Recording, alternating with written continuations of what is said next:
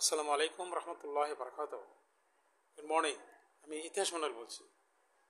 গত ভিডিওতে বলেছেন আমার এটা থিম থাকবে। আপনার একটা মনে খেয়াল রাখুন যে আমাদের দুর্নীতিতে আমাদের দেশের এত বড় মহা কোনো সর্বনাশ হয়নি বা হবে না। হ্যাঁ, আমাদের সামাজিকভাবে, আমাদের ব্যক্তিগতভাবে, পারিবারিক জীবনে, ডেইলি প্রাত্যহিক জীবনে আমরা কিছু অসুবিধায় পড়ি এবং কিছুটা জ্বালাযন্ত্রের ভিতরে দিয়ে আমাদের চলতে হচ্ছে। কিন্তু সার্বিকভাবে দেশের যে সমস্যা সেটা কুনীতির ফসল। এটা সবসময় সত্য কথা আর কি। আর এই দুর্নীতিতে আমরা সবাই জড়িত, কুনীতিতে কিন্তু আমরা সবাই জড়িত নয়।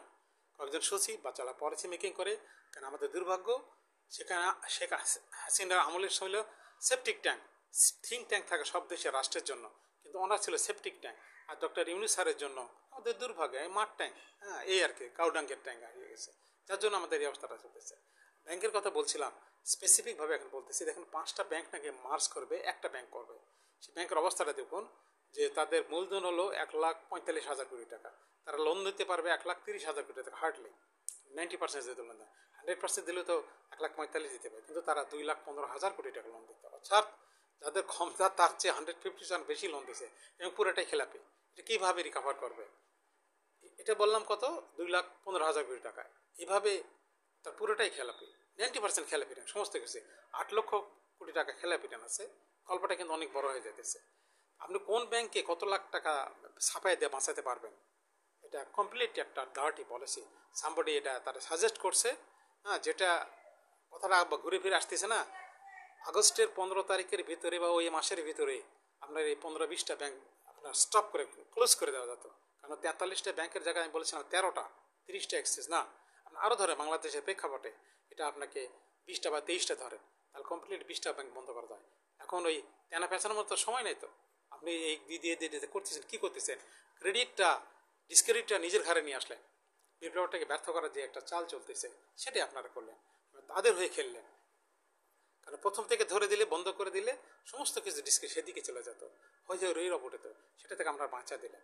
এখন এই ঠেলাটা সামলান। যত টাকা ছাপানো, 35,000 কেন, 35 লাখ টাকা ছাপালে এই থেকে বাঁচাতে পারবেন না। এটাই হলো সত্য, বড় সত্য কথা। বাস্তবতা হলো এইটাই যে দুই ব্যাংকের যে অবস্থা, ঠিক প্রতিটা ব্যাংকের একই রকম অবস্থা। এবার আসেন খেলাপি ঋণের কথা।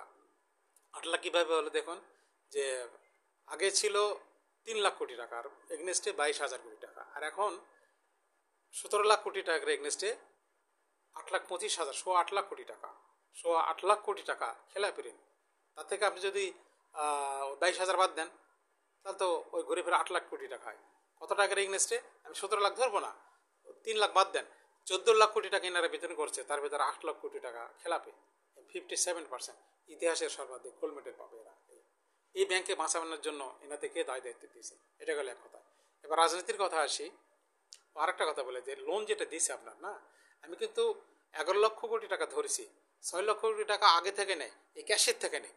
আমাদের সারা বাংলাদেশে টার্ন ওভার 11 লক্ষ কোটি যদি আপনি খাটান, হ্যাঁ, এতে যে আপনার জিডিপি হয় হয়তো 400 বিলিয়নের পার হবে না, 400 বিলিয়ন নিচে থাকবে, এবং তাই হবে আর কি। জিডিপি কিন্তু প্র্যাকটিক্যালি বোধ হয় 17 লাখ কোটি টাকা যদিও বা তারা খাটাইছে কাগজে কলমে, কিন্তু বাস্তবতা হলো একটা, যে আমি যে হিসেবে কথাটা বলতেছি, $380 ভিতরে থাকে আর কি, $400 ছয় না জিডিপিটা, মাইন্ডেড। এবং এটাই হয়েছে আর কি, বাস্তবতা কিন্তু এটাই থাকবে। আমি জানি না, অর্থনীতিবিদ না, এটা ক্যালকুলেশনের ভিত্তিতে আমি কথাটা বলতেছি আর কি। আর যেটা পাচারের কথা বলেছিলাম, সেটা অনেক অবস্থাতেই 28 লাখ কোটি টাকা না, এটা তার ডবল এবং ডবলেরও বেশি। তবে সেটা শুধু পাচার বললে মানে তসরুপ এবং পাচার মিলে এটা আপনার 60 লাখ কোটি টাকা হয়ে যাবে, যেটা আপনার 500-600 বিলিয়ন ডলার হবে। হ্যাঁ, এটার একটা হিসাব থাকবে ইনশাল্লাহ। এবার আসে রাজনীতির কথা। দেখুন, আল্লাপাক বলেছেন সূরা আনামের 108 নম্বর আয়াতে, আমি এটা পড়তেছিলাম কিছুদিন আগে আসছে কথাটা, যে তাদের দেবতাকে তোমরা গালি দিও না। আমি আমার ভিডিওতে বেশ কয়েকবার এই কথাটা বলেছি।